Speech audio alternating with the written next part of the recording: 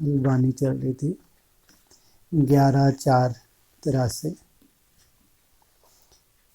पार्टियों के साथ मुलाकात। माताओं के अलग अलग ग्रुप से सभी अपना कल्प पहले वाला चित्र देखते रहते हो। ऐसा कौन सा चित्र है जिस चित्र में बाप का साथ भी है और सेवा भी दिखाई है? गोवर्धन पर्वत उठाने का कांड, इस चित्र में बाप के साथ बच्चे भी हैं और दोनों ही सेवा कर रहे हैं। पर्वत को अंगुली देना सेवा हुई ना।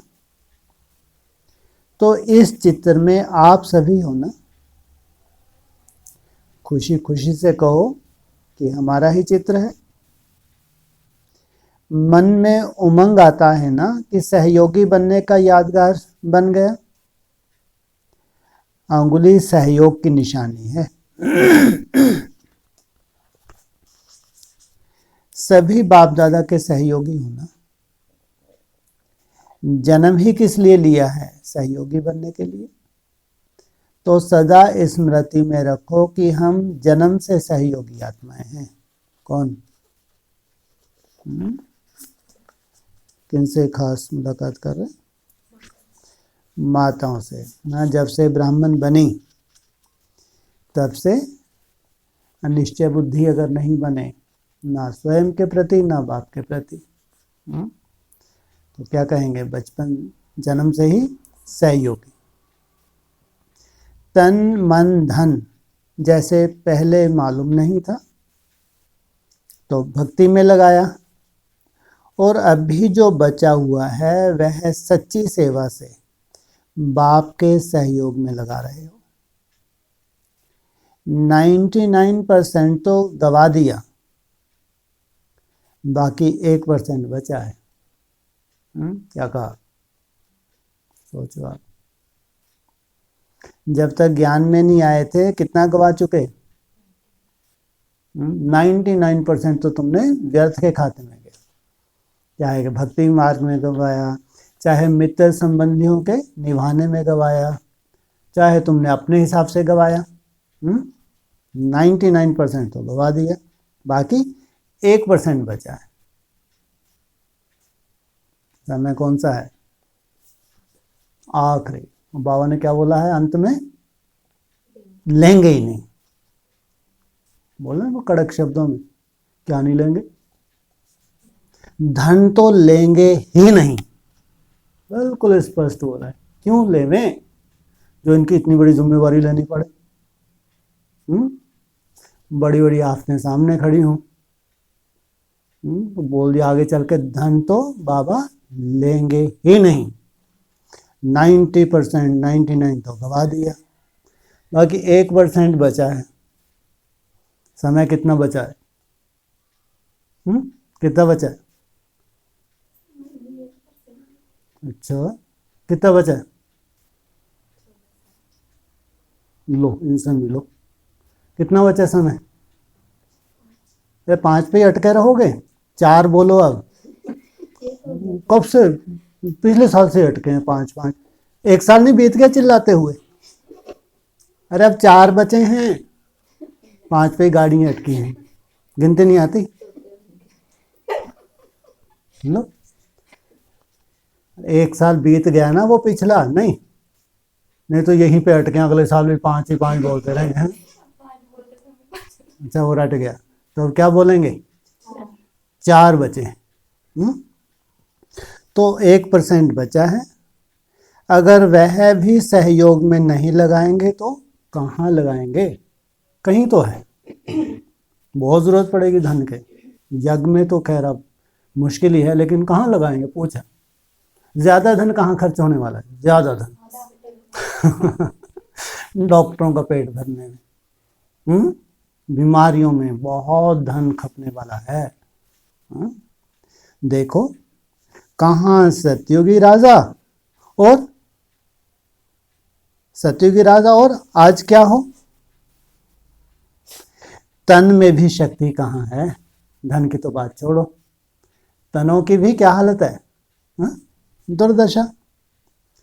आज के जवान बूढ़े हैं, दिखते हैं, लेकिन अंदर से, हाँ, अभी कोरोना का बाप आएगा तो और खोखले कर देगा। 2013 में क्या बोला था बाबा ने, 2013 में सुना क्या बोला था?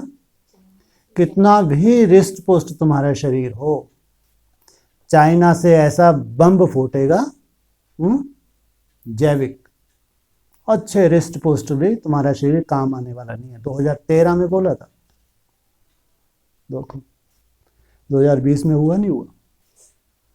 अब भी जो शरीरों की कोई काम के हैं, कोई काम के नहीं। जितने बूढ़े काम कर सकते हैं उतना आज के जवान भी नहीं कर सकते। उन्होंने फिर भी पुरानों ने खाया पिया है।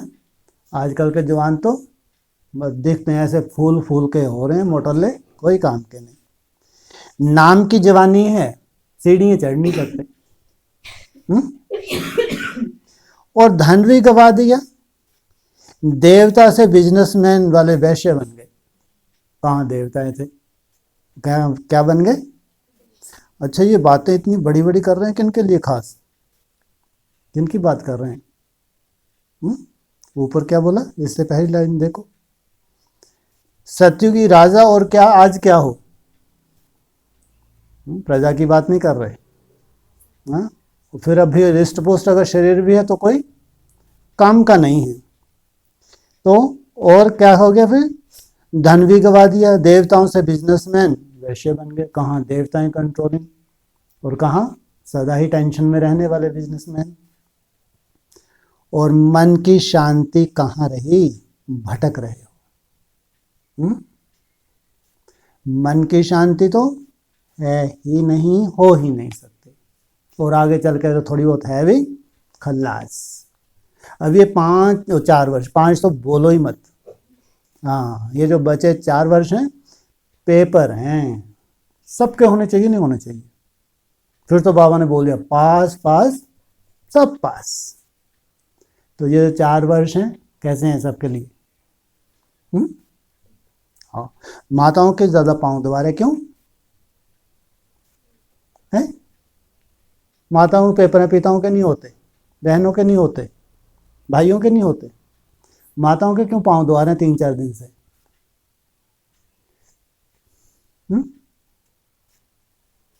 बोलो। सबसे ज्यादा पेपर के नाम पे घबराती हैं तो माता, सबसे ज्यादा। क्यों? कारण? अच्छा, पूंछ भी कितनी बड़ी है माता की। पहले आएगा माता का पति, फिर आएगा बच्चा बच्ची, फिर बहू, फिर पोती, फिर नाती। नाती पोता बीमार होगा, माता का चेहरा अंदर ऊपर से दिखाई, हाँ बाबा जानता है। वहीं से शुरुआत होगी बेचारे की। नाती पोता सोचो। और फिर बेटा बहू, और बड़ी आफत। वो इतने तबीयत उनकी गड़बड़ नहीं, माता का चेहरा ऐसा हो जाएगा। ज्ञानी माताओं की बात कर रहे हैं। और फिर पति तो मान लो आफत ही है। वो खुद हो गई तो बाप रे, कितनी बड़ी पूंछ है इनकी बेचारियों की। भाई लोग फिर भी अच्छे होते हैं, थोड़ा सा माताओं के मुकाबले में कैसे होते हैं, नष्टनुमा होते नहीं होते, होते हैं। तो सबसे ज्यादा बेचारी कौन है बेचारी? माताएं बेचारी हैं। तो कितने दिनों से लगे हैं उनके पीछे, लगातार जैसे बुद्धि रूपी पांव दबा रहे हैं। तो मन की शांति, तन धन सब गवा दिया, बाकी क्या रहा? फिर भी शुक्र करो, 1% भी बचा हुआ तन मन धन ईश्वरीय कार्य में लगाकर फिर से पदम गुना जमा कर लेते हो।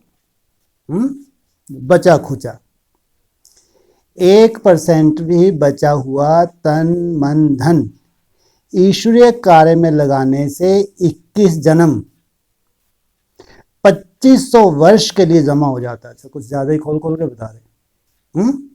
21 जन्म भी बता, इतने से उनको क्या लगा कि शायद नहीं समझ में आएगा। क्या बोला? 2500 वर्ष के लिए जमा हो जाता है। ऐसे सहयोगी बच्चों को बाप भी सदा स्नेह देते, सहयोग देते।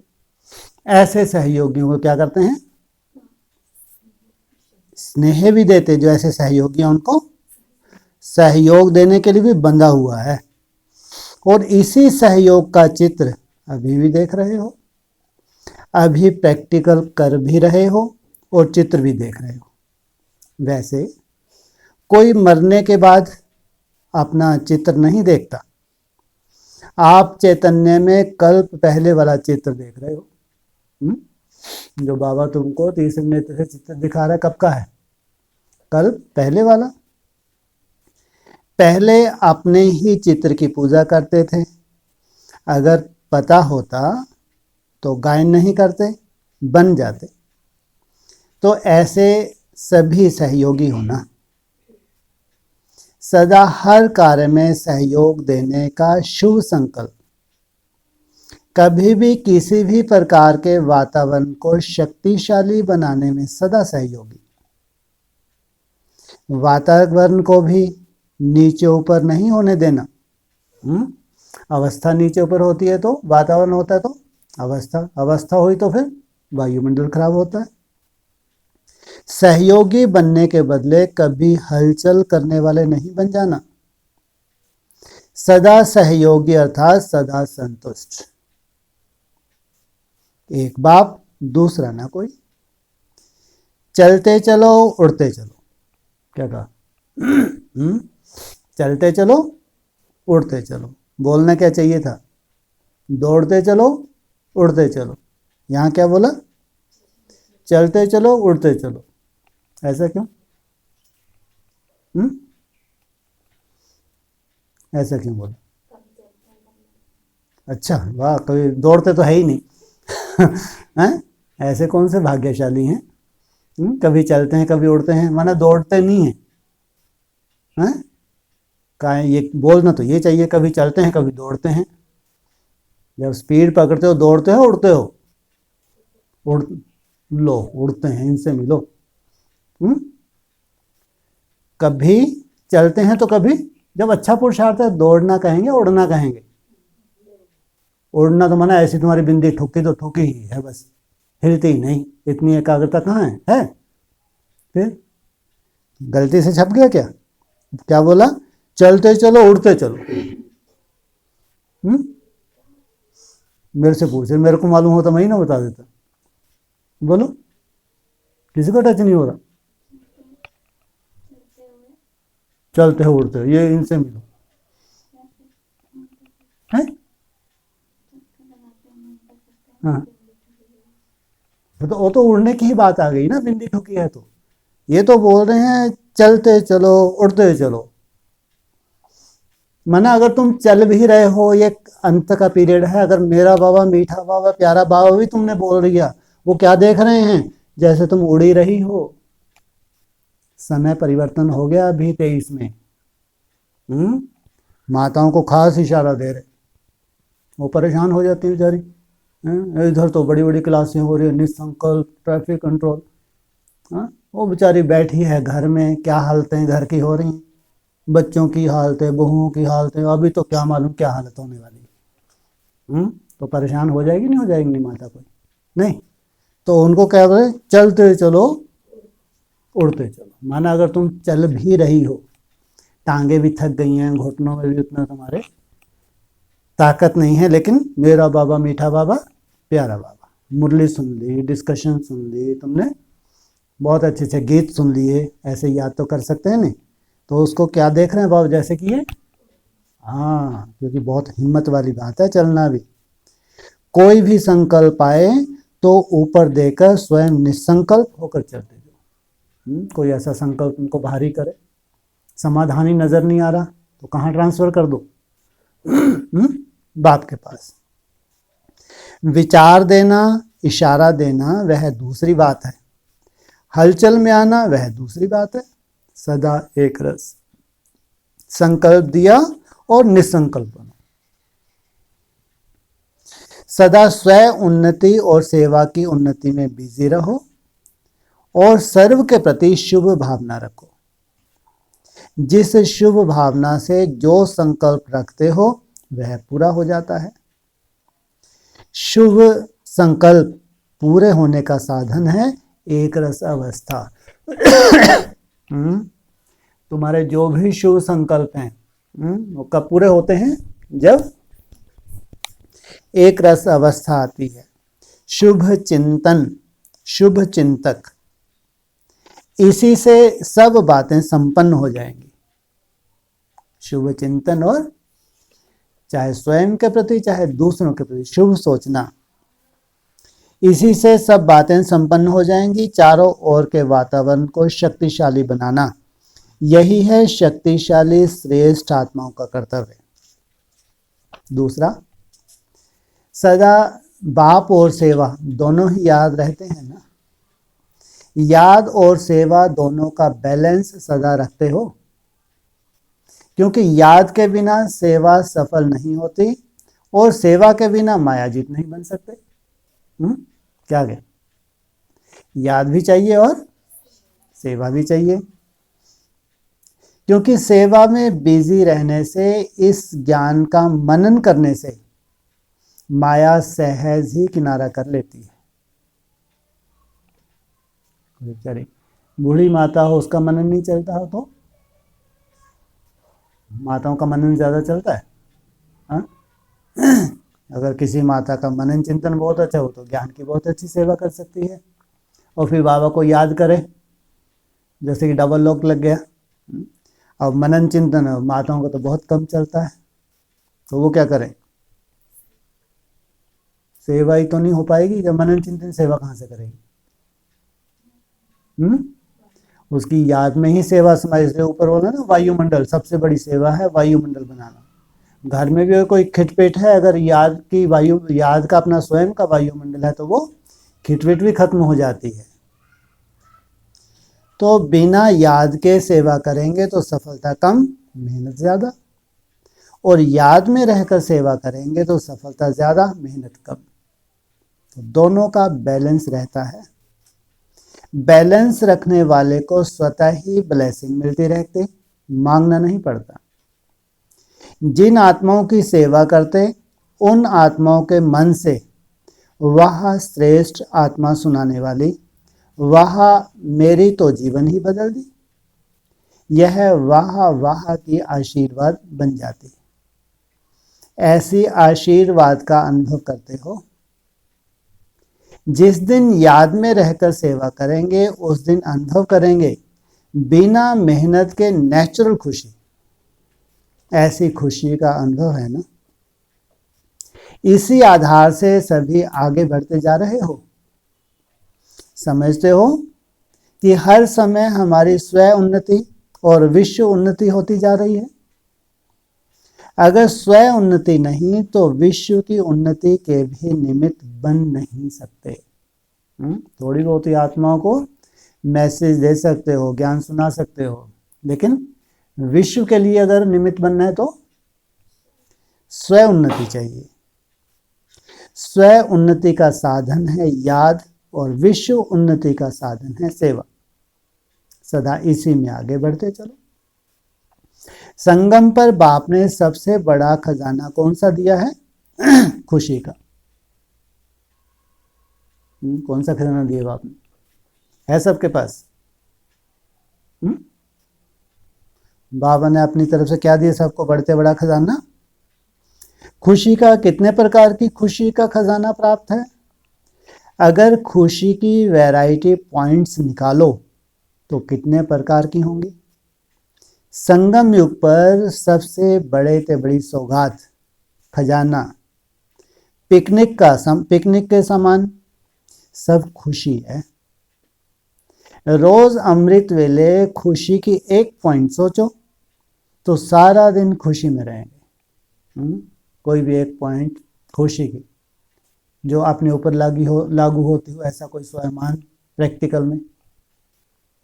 कई बच्चे कहते हैं मुरली में तो रोज वही पॉइंट होती हैं, लेकिन जो पॉइंट पक्की नहीं हुई हैं वह पक्की कराने के लिए रोज देनी पड़ती हैं। जैसे स्कूल में स्टूडेंट कोई बात पक्की याद नहीं करते तो 50 बार भी वही बात लिखाते हैं। तो बाप दादा भी रोज कहते बच्चे अपने को आत्मा समझो और मुझे याद करो, क्योंकि यह पॉइंट अभी तक कच्ची है। तो रोज खुशी की नई नई पॉइंट्स बुद्धि में रखो और सारा दिन खुशी में रहते दूसरों को भी खुशी का दान देते रहो। यही सबसे बड़े से बड़ा दान है। दुनिया में अनेक साधन होते हुए भी अंदर की सच्ची अविनाशी खुशी नहीं है। आपके पास वही खुशी है तो खुशी का दान देते रहो। दुनिया में क्या नहीं है? सच्ची खुशी नहीं है, और ये आपको भगवान ने दी है। तीसरा है, सदा अपने को कमल पुष्प समान पुरानी दुनिया के वातावरण से न्यारे और बाप के प्यारे ऐसा अनुभव करते हो। जो न्यारा वही प्यारा और जो प्यारा वही न्यारा। क्या कहा? जितना आत्मिक स्मृति में टिकता है, जितना बाबा की याद में रहता है, उतना प्यारा। और जितना प्यारा किसका? यहां तो प्यारे होते हैं तो फिर न्यारापन भूल जाते हैं, श्रीमत भी भूल जाती है। लेकिन यहां बताया जितना न्यारा उतना ही प्यारा, और जितना प्यारा उतना ही न्यारा, उतना ही एकांतवासी होगा जितना बाप का प्यारा होगा। तो कमल समान हो या वातावरण में रह के उसके प्रभाव में आ जाते हो, न्यारे प्यारे होके कर्म करते हो या निर्लेप हो लेप सेप में आ जाते हो। जहां भी जो भी पार्ट बजा रहे हो वहां पार्ट बजाते पार्ट से सदा न्यारे रहते हो या पार्ट के प्यारे बन जाते हो। क्या होता है? कभी योग लगता है, कभी नहीं लगता। कारण क्या? न्यारेपन की कमी। क्या कहा? कभी अमृत वेला बहुत अच्छा होता है, कभी नहीं होता। तो कारण क्या बताया? न्यारेपन की कमी। न्यारे ना होने के कारण प्यार का अनुभव नहीं होता। किससे प्यार का अनुभव नहीं होता? बाप से। जहां प्यार नहीं वहां याद कैसे आएगी? जितना ज्यादा प्यार उतना ज्यादा याद। बाप के प्यार के बजाय दूसरों के प्यारे हो जाते हो तो बाप भूल जाता है। पार्ट से न्यारा और बाप का प्यारा बनो, यही लक्ष्य प्रैक्टिकल जीवन हो। लौकिक में पार्ट बजाते प्यारे बने तो प्यार का रिटर्न क्या मिला? कांटों की शैया ही मिली ना। दुनिया में क्या मिला? दुख ही मिला। बाप के प्यार में रहने से सेकंड में क्या मिलता है? अनेक जन्मों का अधिकार प्राप्त हो जाता है। तो सदा पार्ट बजाते हुए न्यारे रहो। सेवा के कारण पार्ट बजा रहे हो। लौकिक दुनिया में भी रहते हैं किस लिए? सेवा के कारण। संबंध के आधार पर पार्ट नहीं, सेवा के संबंध का पार्ट। देह के संबंध में रहने से नुकसान है। सेवा का पार्ट समझ कर रहो तो न्यारे रहेंगे। अगर प्यार दो तरफ है तो एक रस स्थिति का अनुभव नहीं हो सकता। होना कहाँ चाहिए? एक तरफ। चौथा है, सदा निर्विघ्न, सदा हर कदम में आगे बढ़ने वाली श्रेष्ठ आत्माएं होना। किसी प्रकार का विघ्न रोकता तो नहीं है। जो निर्विघ्न होगा उसका पुरुषार्थ भी सदा तेज होगा, क्योंकि उसकी स्पीड तेज होगी। निर्विघ्न अर्थात तीव्र गति की रफ्तार।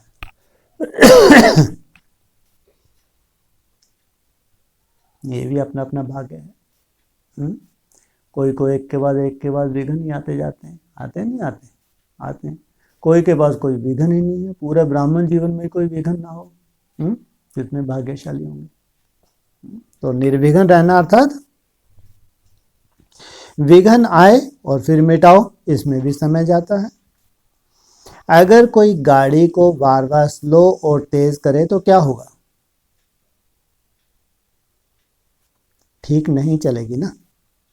विघ्न आवे ही नहीं, उसका क्या साधन है? सदा मास्टर सर्वशक्तिवान की स्मृति में रहो। क्या कहा? विघ्न आवे ही नहीं। सदा की स्मृति शक्तिशाली बना देगी। शक्तिशाली के सामने कोई भी माया का विघ्न आ नहीं सकता। तो खंड स्मृति रहे, खंडित ना हो। कैसे? अखंड, खंडन ना हो। खंडित मूर्ति की पूजा भी नहीं होती है। अखंड स्मृति होगी तो क्या हो गए? तो क्या हो गए? अरे है? हाँ, माना अखंड स्मृति हो गई तो क्या हो गए तुम? कर्मातीत तो कह लो, चलो कलातीत क्या बन गए? कर्मातीत नहीं कहेंगे। फिर आप लोग इतने बुद्धिवादी बैठे हैं। कितनी तेज बुद्धि है आप लोगों की। 23 के आगे की कैलकुलेशन आपको मालूम है ना? एक वर्ष का बहुत एक मोटा हिसाब तो कम से कम होगा ही। कितने वर्ष बचे हैं अभी? शुक्र है 4। तो अगले साल थोड़ी 4 बोलेंगे। तो फिर बाबा बोल रहे हैं अखंड, फिर भी माया नहीं आ सकता, माया आएगी ही नहीं। तो अखंड बनने में टाइम है नहीं, तो फिर अभी कैसे लागू करें? हाँ, अभ्यास को अखंड किया जा सकता है। अभ्यास माना वो स्मृति स्वरूप नहीं है। अभ्यास कर रहे हैं, उसमें बार बार माया आ रही है, माया को भगा रहे हैं, लेकिन वो तपस्या है। अगर जितनी मेहनत कर रहा है अभ्यास की, तो उसको भविष्य में क्या सोचना चाहिए? जैसे कि कौन सी शूटिंग कर रहा है वो? अखंड होने की ही शूटिंग कर रहा है। तो खंडित मूर्ति की पूजा भी नहीं होती। विघ्न आया फिर मिटाया तो अखंड अटल तो नहीं कहेंगे। विघ्न अपना काम करता रहे और तुम लगी रहो, नहीं हो सकता। सदा याद में रहने वाले सदा निर्विघ्न होंगे। संगम युग विघ्नों को विदाई देने का युग है। कब तक विदाई ले लेंगे विघ्न? कब तक विदाई हो जाएगी इनकी? बोलो। अरे कब जब गए तो गए, कब तक चले जाएंगे? 2500 वर्ष तक। और द्वापर युग में फिर एकदम से विघ्न आने शुरू हो जाएंगे। सोचो आप, कम से कम बाबा ने बताया है 3 हिस्सा सुख, 1 हिस्सा दुख। माना ये तो संपूर्ण सुख शांति है 2 युग तो, लेकिन द्वापर युग में ऐसा नहीं है एकदम दुख के पहाड़ गिरने लगे। जिसको आधा कल्प के लिए विदाई दे चुके हो उसको फिर आने ना दो। सदा याद रखो हम विजयी रत्न हैं। विजय का नगाड़ा बजता रहे, विजय की शहनाइयां बजती रहती हैं। ऐसे याद द्वारा बाप के कनेक्शन जोड़ा, बाप से कनेक्शन जोड़ा और सदा यही शहनाइयां बजती रहें। जितना जितना बाप के प्यार में बाप के गुण गाते रहेंगे तो मेहनत से छूट जाएंगे। सदा स्नेही सदा सहयोगी बन जाते। अच्छा, ओम शांति। प्रश्न है, धर्मराजपुरी क्या है? उसका अनुभव कब और कैसे होता है? कितना बढ़िया प्रश्न है। पहले इतनी सुंदर मुलाकात किनसे की? माताओं से। आप कौन सा रूप दिखा रहे? पूछा, प्रश्न ऐसा नहीं रूप दिखा रहे, मैंने पूछा कि धर्मराजपुरी क्या है, माना जानती हो। फिर अनुभव कब और कैसे होता है? धर्मराजपुरी कोई अलग स्थान नहीं है। सजाओं के अनुभव को ही धर्मराजपुरी कहते हैं।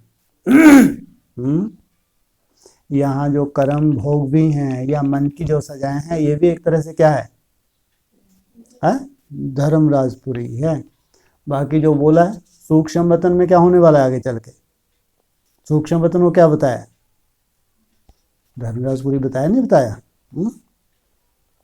सजाओं के अनुभव को ही धर्मराजपुरी कहते हैं। लास्ट में अपने पाप सामने आते हैं और चैतन्य में जमदूत नहीं है, लेकिन अपने ही पाप डरावने रूप में सामने आते हैं। जो भी ब्राह्मण बनने के बाद हिसाब किताब बन गए वो सामने आते हैं डरावने रूप में। उस समय पश्चाताप और वैराग्य की घड़ी होती है। बहुत पश्चाताप भी होता है और वैराग्य भी होता है। उस समय छोटे छोटे पाप भी भूत की तरह लगते हैं, जिसको ही कहते हैं यमदूत आए, काले काले आए, गोरे गोरे आए। बहुत तरह तरह के यमदूत हैं। कुछ लेफ्टिस्ट यमदूत भी होंगे, कुछ राइटियस यमदूत भी होंगे। ब्रह्मा बाप भी ऑफिशियल रूप से सामने दिखाई देते, लेकिन ऑफिशियल रूप माना साक्षी है, अब उसको कोई लेना देना नहीं है। और छोटा सा पाप भी बड़े विकराल रूप में दिखाई देता। जैसे कई आईने होते हैं जिसमें छोटा आदमी भी मोटा या लंबा दिखाई देता है, ऐसे अंत समय में पश्चाताप की त्राही त्राही होगी। कौन सा समय चल रहा है अभी? अंत का समय, अंत आने वाला है। ये अंत का ही समय है, अब 23 से जो शुरू होने जा रहा है, ऐसा नहीं कि आने वाला है। पश्चाताप की त्राही त्राही होगी, अंदर ही कष्ट होगा, जलन होगी। कहाँ? अंदर ही अंदर कष्ट होगा और जलन होगी। ऐसे लगेगा जैसे चमड़ी को कोई खींच रहा है। फिर फीलिंग आएगी। ऐसे ही सब पापों के सजाओं की अनुभूति होगी, जो बहुत ही कड़ी है। इसको ही धर्मराजपुरी कहा गया है। कितना सुंदर अंत किया। ओम शांति।